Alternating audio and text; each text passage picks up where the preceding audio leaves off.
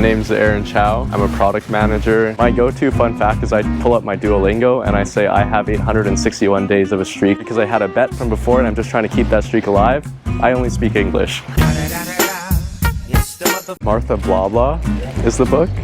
It's about a 20-page picture book, and it's about a dog that eats a bowl of alphabet soup and then she can start talking, so Martha Blah Blah. When it comes to like the important leadership principles that I try to exhibit as a leader, to be very, very invested in the growth of your team. It's a fluffy thing, but it's a very core thing to raising up a good team. There's a movie that came out like 2 months ago, Everything Everywhere All at Once, but in that movie they jump to a bunch of different multiverses and they keep learning like new skills every single time they do that. I don't want to be a protagonist in that movie just because it sounds fun. You go to a new multiverse, all of a sudden you're 6 feet tall, and it's just like, I'd like to be 6 feet tall, you know what I'm saying? I would choose to be able to bend air, because then, like Michael Bauer's superpower, you could float 2 inches off the ground and keep moving around.